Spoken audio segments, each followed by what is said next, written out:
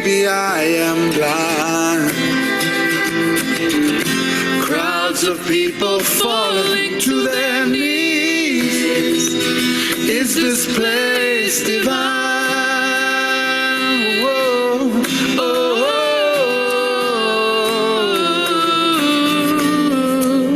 My heart flows like a river to the sea. May it always be a river of grace flows through me. May it always be. May it always be. My heart flows like a river to the sea. May it always be a river of grace flows through me. May it always be. May it always be. Govinda Damodara Madhaveti. Govinda Damodara Madhaveti. Govinda Damodara Madhaveti. Govinda Damodara Madhaveti. Hey Krishna, hey Yadava, hey Saketi. Govinda Damodara Madhaveti. Hey Krishna, hey Yadava, hey Saketi. Govinda Damodara Madhaveti. Govinda Damodara Madhaveti. Govinda Damodara Madhaveti.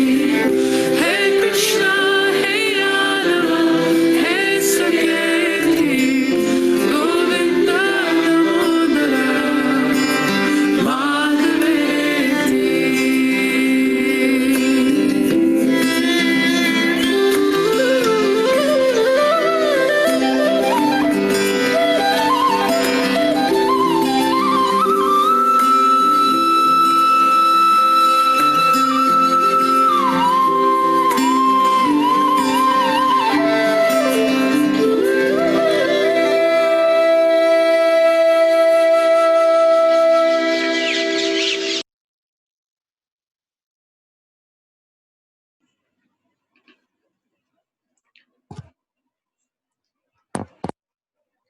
Hare Krishna,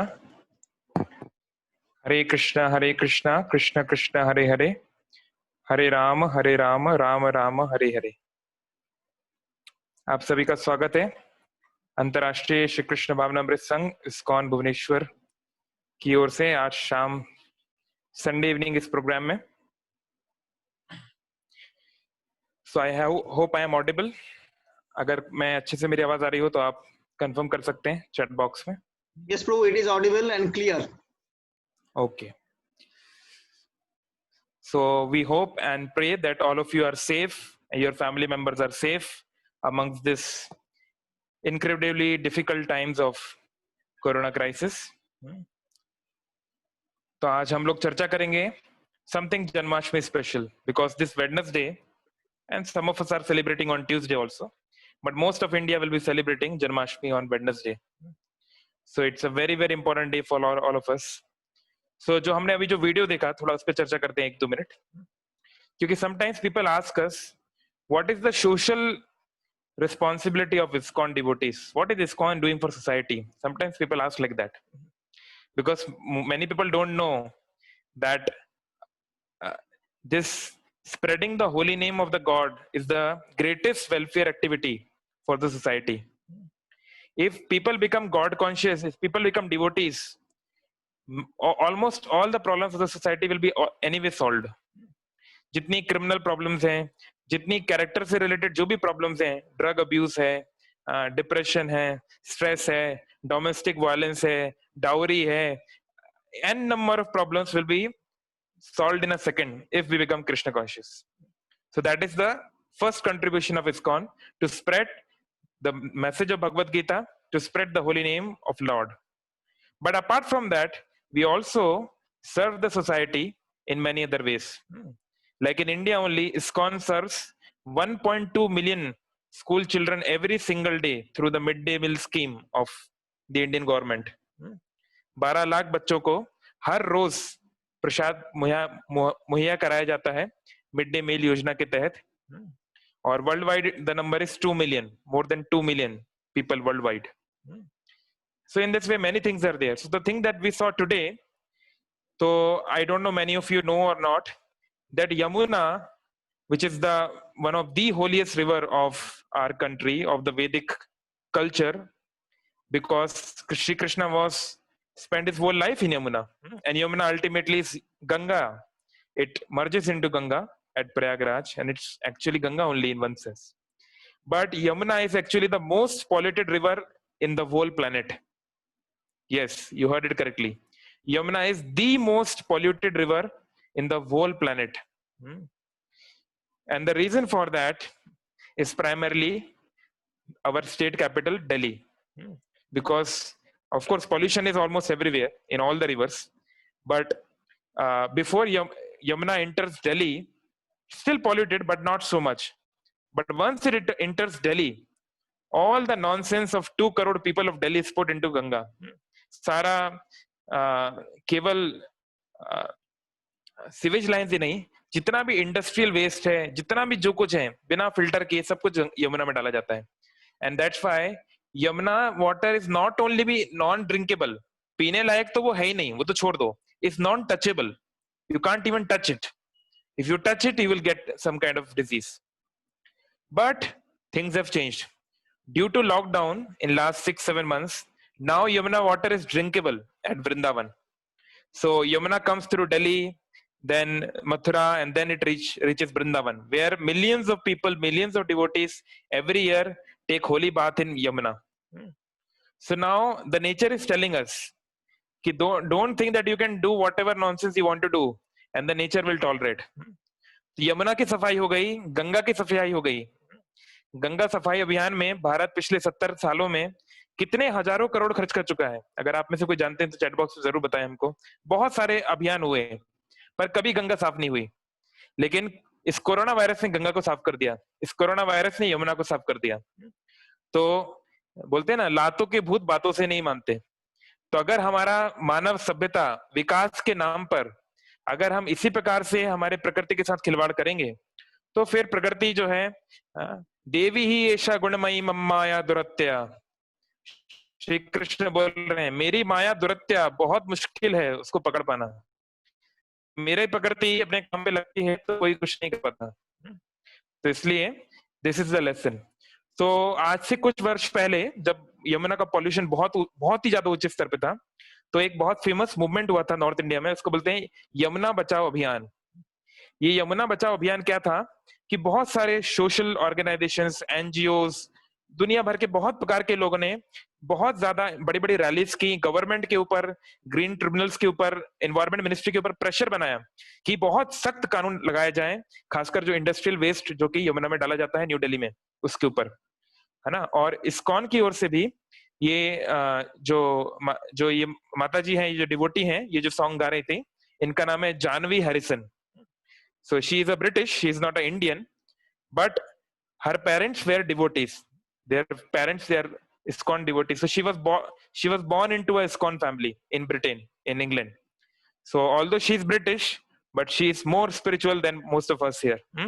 So you might know a very famous Hollywood actor by the name of Will Smith. मुझे लगता है आप में से अधिकतर लोग will Smith को जानते होंगे. अगर आप लोगों ने थोड़ा बहुत हॉलीवुड मूवीज देखी हो, जैसे कि मैन इन ब्लैक या परस्यूट ऑफ हैप्पीनेस, अब पिछले कई सालों से मैं मूवीज नहीं देख रहा हूँ इसलिए मैं कनेक्टेड नहीं हूँ, but pursuit of happiness, man in black, ये सब बहुत फेमस मूवीज हैं।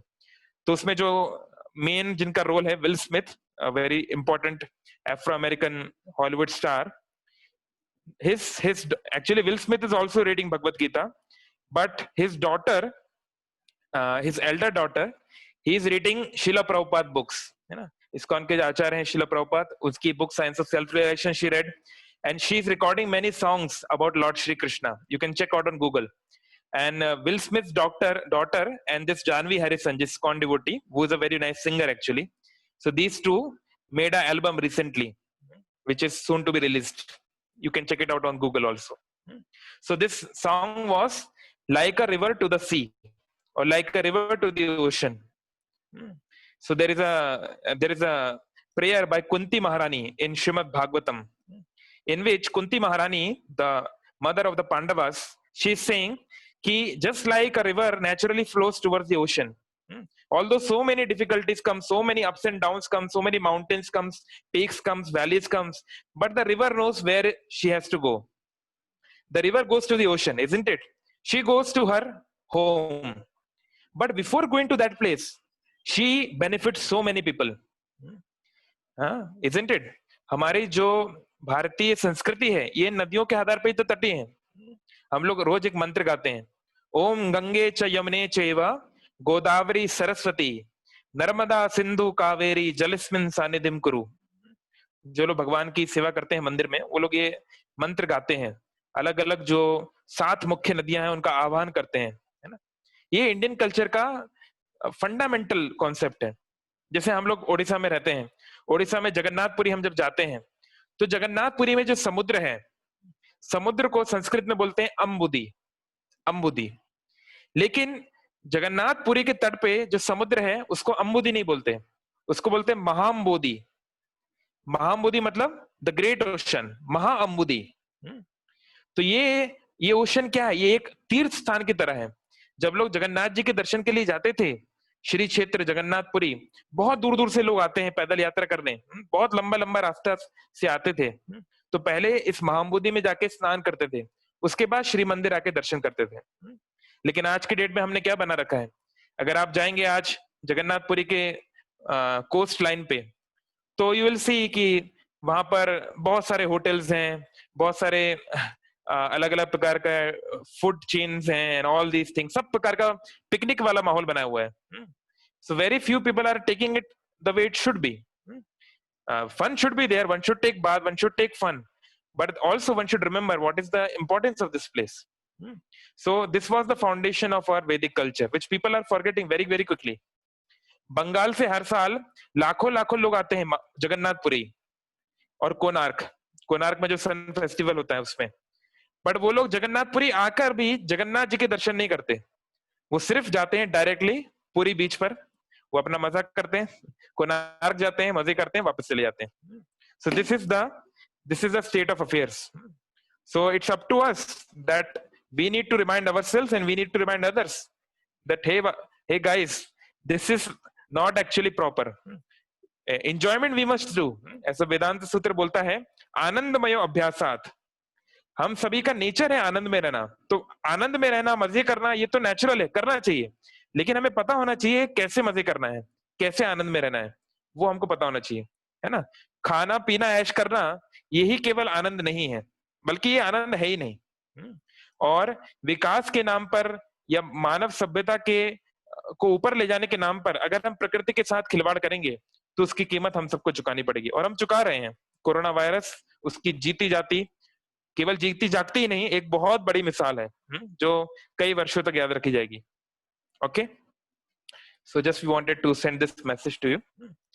So in that Yamuna Bachao Abhiyan, actually this song was played by this devotee, and this was for the foreigners, जो यूरोपियंस हैं और Americans हैं, उनको बताने के लिए कि यमुना की स्थिति क्या है, so that we can get lot of signatures, we can get lot of recommendations, so that pressure can be put on Indian government and the Indian bodies to put this sanctions, put some regulations on the industries in Delhi, so that Yamuna का पानी at least उसको filter करके डाला जाए या ना डाला जाए उसके लिए।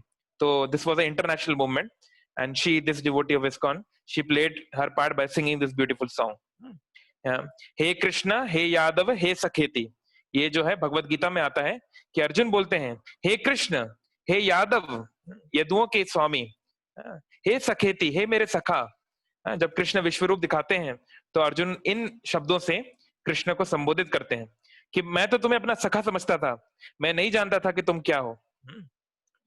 Okay, so coming to today's topic, so Janmashtami is round the corner, so we'll discuss something very important in our lives which is related to Janmashtami. तो जन्माष्टमी यानी अष्टमी के दिन जब जन्म हुआ तो उसको बोलते हैं Janmashtami.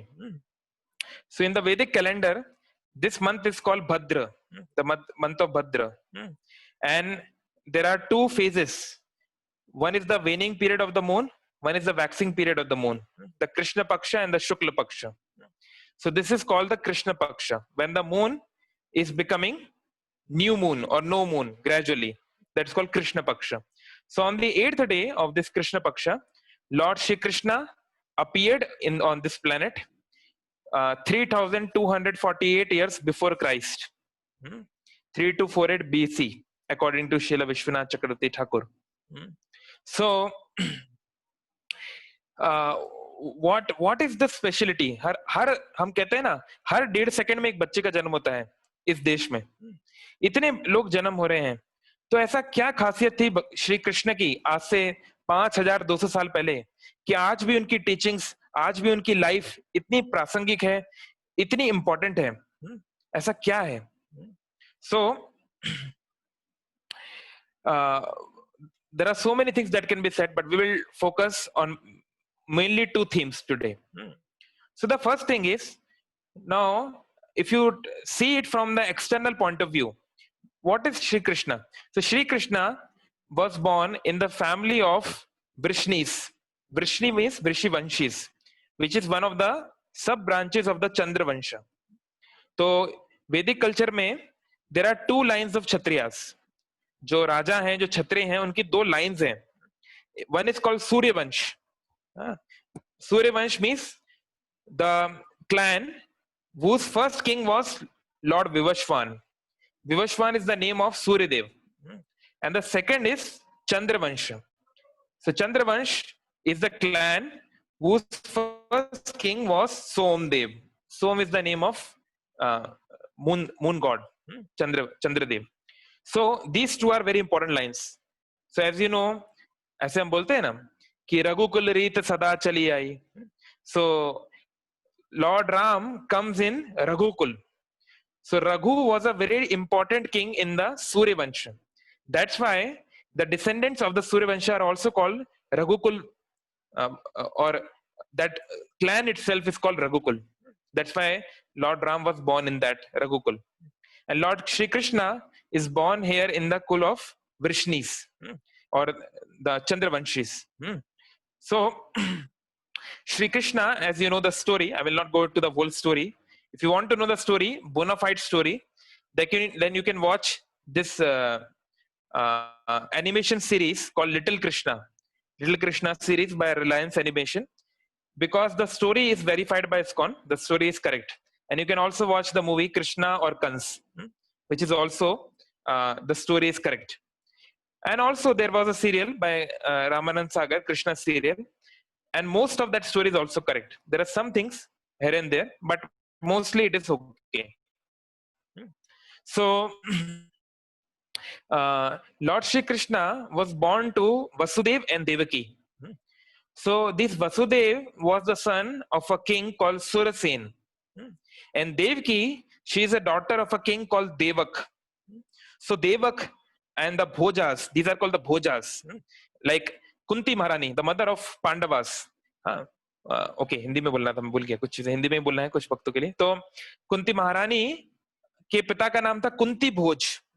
She is from the Bhoj clan, Bhoj वंश से हैं वो. तो ये जो भोज हैं, जो यदु हैं, जो अलग अलग प्रकार के जो सब ब्रांचेस हैं, ये सब वृष्णि वंशीज हैं. ये वृष्णियों के वंशज हैं. तो इस प्रकार से वसुदेव और देवकी के बीच में देयर रिलेशन इज एक संबंध बनता है. और ऑफ कोर्स पहले क्या होता था कि संबंध ऐसे तो नहीं था कि कोई जो चाहे वो संबंध बना ले, क्योंकि जो संबंध होते हैं वो दो परिवारों के बीच भी रिश्ता होता है, तो बहुत सोच समझ के वो संबंध बनाए जाते हैं। और उस समय जो मथुरा का राजा था वो था कंस। अभी जो कंस है, he was the son of Ugrasen. Ugrasen जो कि मथुरा के राजा हैं, सबसे सीनियर हैं वृष्णियों में, उनके ये पुत्र है कंस। और कंस इज अ अवतार ऑफ काल नेमी, है ना। काल Nemi was the son of Hiranyakashipu. और so it's a long story, we'll not go into that, but Kans was someone with a asuric quality, yeah, it from his previous birth only. तो कंस का साम्राज्य जैसे जैसे आगे बढ़ा, वैसे वैसे it became very difficult for the pious people to live in this world. It became very very difficult. और हम लोग जैसे सुनते हैं, फॉर एग्जाम्पल हम जानते हैं भीम, हम जानते हैं ना भीम, भीम के पास 10,000 हाथियों की शक्ति थी, तो हम कितना उसके बारे में जानते हैं। या ऐसे बहुत सारे लोगों में 10,000 हाथियों की शक्ति है महाभारत में। 4 नाम तो मैंने अभी तक पढ़े हैं। भीम में 10,000 हाथियों की शक्ति है, धृतराष्ट्र में 10,000 हाथियों की शक्ति है, कुवलिया पीड़ जो मथुरा में जो हाथी था उसमें 10,000 हाथियों की शक्ति है। और एक और कौन रह गया? There is one more, I will try to remember, but Krishna प्रभु ji. Yes, do you know one more? Jarasandh. हाँ, yeah right, Jarasandh, correct. Jarasandh also has power of 10,000 elephants. Yes, so these 4 people, Bhim, Jarasandh, Kuvalya and Dhritarashtra, they had physical strength of 10,000 elephants. But जब कृष्ण केवल 4-5 दिन के बालक थे, तो कृष्ण से लड़ने के लिए, कृष्ण को मारने के लिए जो डीमन आई, जो पिशाचिनी आई, उसका नाम था Putana. And Putana had the power of 60,000 elephants. 60,000 हाथियों की क्षमता थी, यानी पूतना अकेले 6 भीम को हरा सकती है। She was so powerful.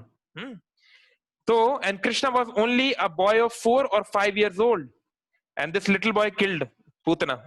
So you have to understand that Krishna is not a boy. He's just doing it. This is called Nar Leela. लीला मतलब क्या होता है? कई बार लोग सोचते हैं ये लीला मतलब क्या है। लीला का मतलब होता है, उसका अगर आप पैरेलल देखें, उसका मतलब होता है नाट्य, ड्रामा, है ना, एक शो। जैसे अगर आप एक शो देखने जाते हैं, एक नाटक देखने जाते हैं, तो आप नाटक देखने क्यों जाते हैं? Why do you go to a cinema hall or to watch a drama? Anyone would like to answer? Why do we see movies? What is the reason? Come on, someone should answer this one. This is, we all see, or most of us see movies. Or why do you see a television serial? Prabhuji. Yeah, for entertainment. Yeah. What else? For entertainment only. For entertainment only. Something to learn something from the movies. So to for learn something, if the other movie ऐसी है तो कुछ learning and all. Yeah. So what Amanji is saying, is correct. Yeah. By the way, Amanji is our friend. He's a chartered accountant. So for 2 E's we go to see cinema. The first E is entertainment, for enjoying ourselves. Those who have worked in corporate life, they know. Like when I was in Bangalore, for corporate people, the best time, the best moment of the whole week is Friday evening. कब यार Friday की evening होगी कि हम जल्दी घर जाएंगे और 2 दिन पूरा मजे उड़ाएंगे, सैटरडे संडे, है ना। And the most difficult time for in the life of a corporate person is Monday morning, जब उसका 2 दिन का जो उसका ग्लोरियस पीरियड था वो खत्म हो जाता है, and now he has to go back to work. So similarly, so entertainment, we all need entertainment, है ना, मनोरंजन की आवश्यकता है। Second is education, we see things to learn. We see so many videos, we see so many documentaries and movies, and we read books. Why? Because we learn various aspects. But if you see the Vedic scriptures, in Vedic scriptures like Ramayana, like Mahabharata, they are filled with, they're completely filled with this education and entertainment. It's not that they are very boring. It's not like that. If you see Krishna's pastime, it is full of entertainment. It's full of masti, mazak and all that. Just like one I will just give you an example. In the Ramayana, there is a scene in the युद्ध कांड.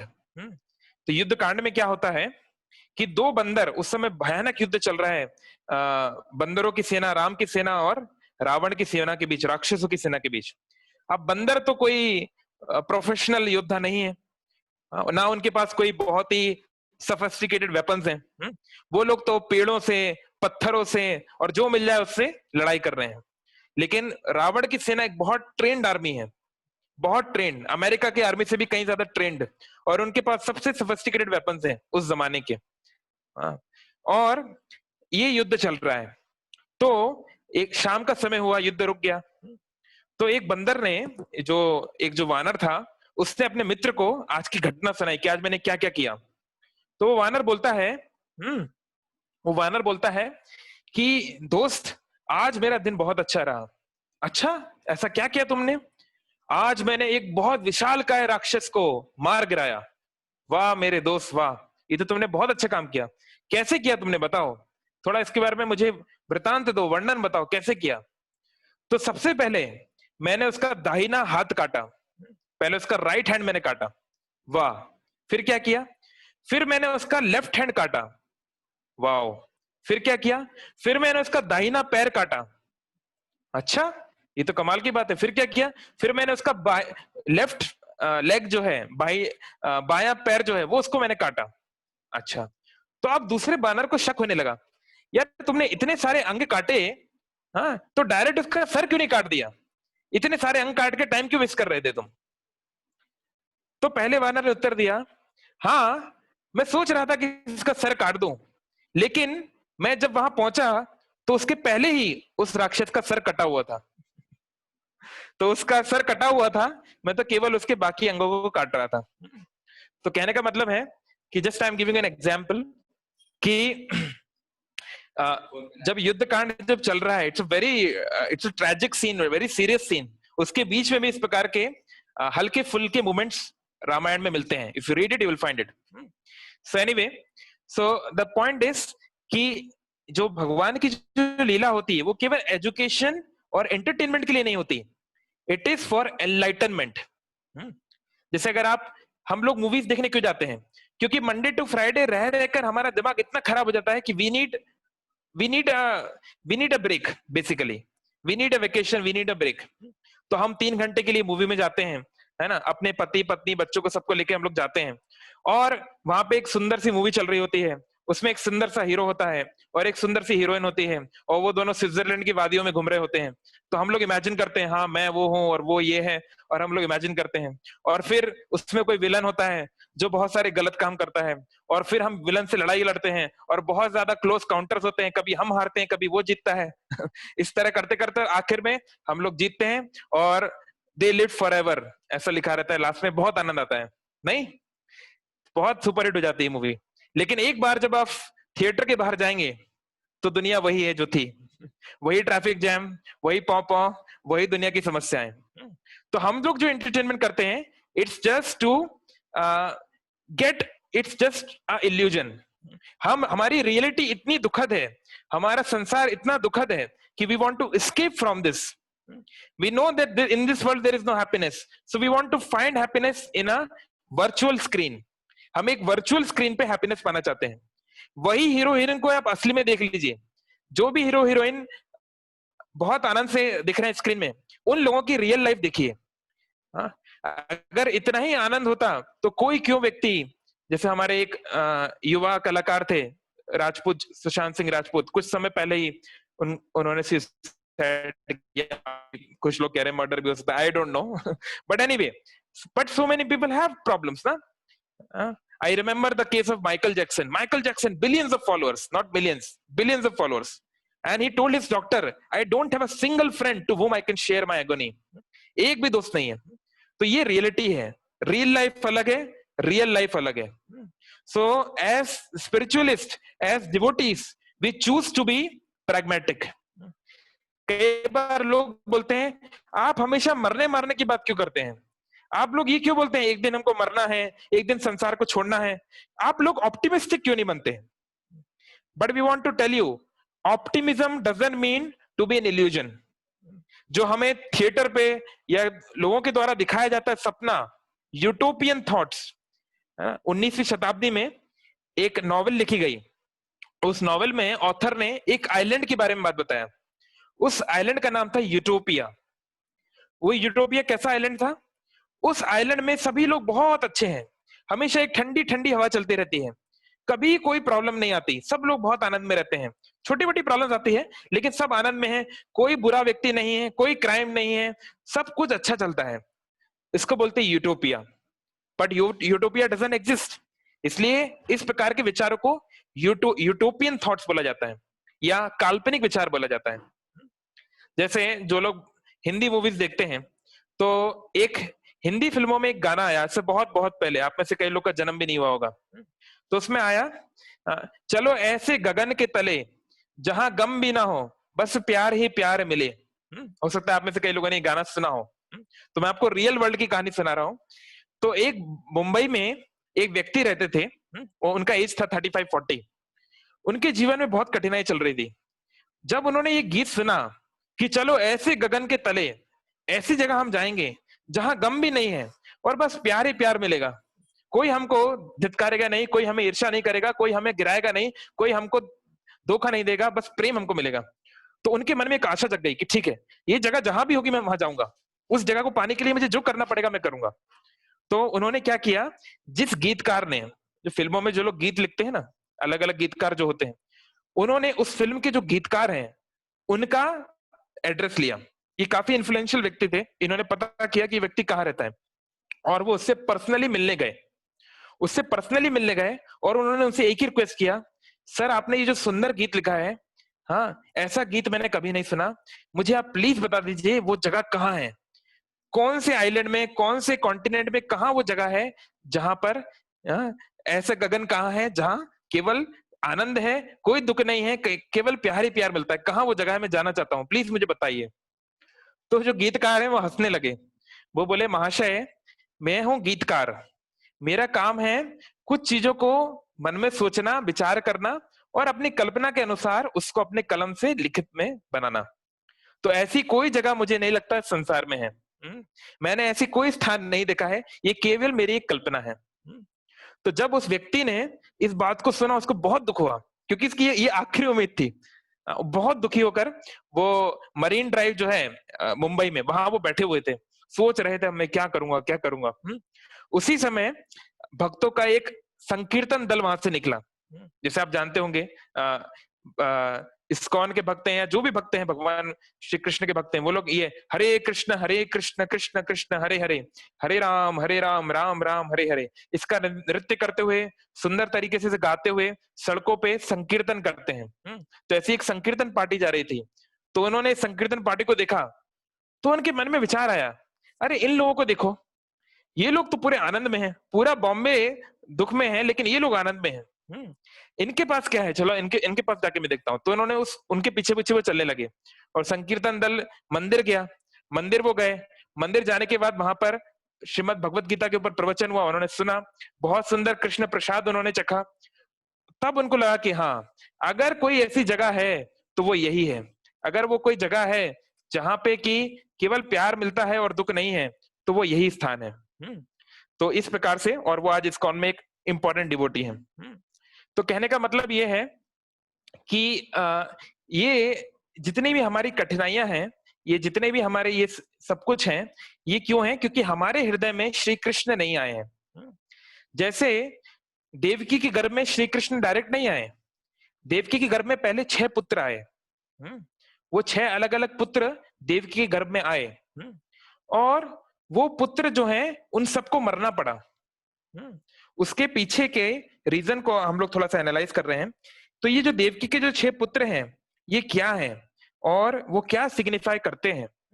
ये जो देवकी के पहले 6 पुत्र हैं, ये signify करते हैं हमारे 6 विकारों को, हमारे अंदर के जो 6 प्रकार के, हमारे हृदय में जो गंदगी भरी हुई है ना, जो मिसगिविंग्स भरी हुई हैं, उनको ये सिग्निफाई करते हैं।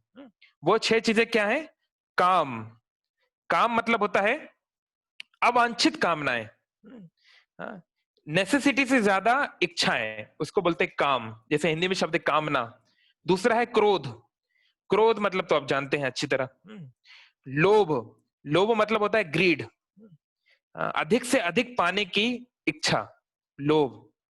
फिर होता है मोह, मोह मतलब होता है इल्यूजन, भ्रम। व्यक्ति सोचता है कि ये पा लेने से मैं आनंद में आ जाऊंगा, ये जीवन में एक बार आ गया तो जीवन सेट हो जाएगा, ये मोह है, ये इल्यूजन है। पांचवा होता है मद, मद मतलब होता है प्राइड, अहंकार। कि जब व्यक्ति कुछ पा लेता है जगत में, कुछ धन संपदा कोई गुण पा लेता है तो फूला नहीं संभलता है और दूसरों को छोटा समझने लगता है, ये मद। और छठा है मत्सर्य, मत्सर्य मतलब होता है एनवियसनेस, ईर्ष्या, कि व्यक्ति दूसरे की प्रगति को देख के उसके मन में दुर्भावना आती है।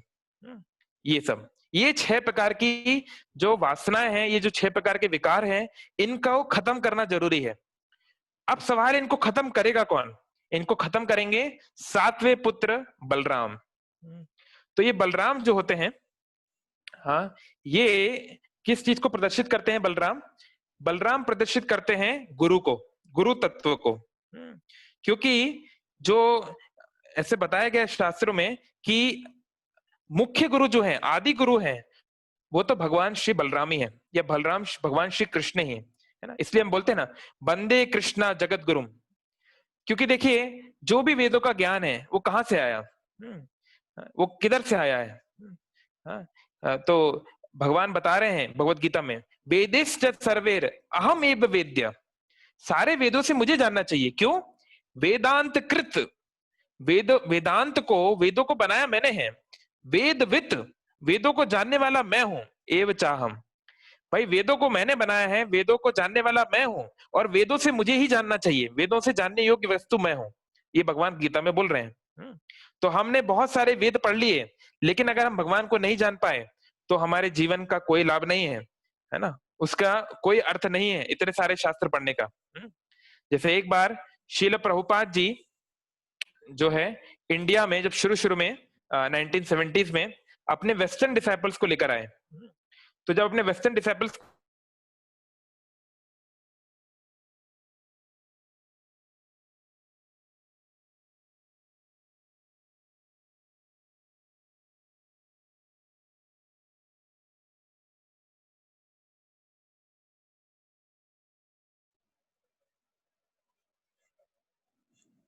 हरे कृष्णा,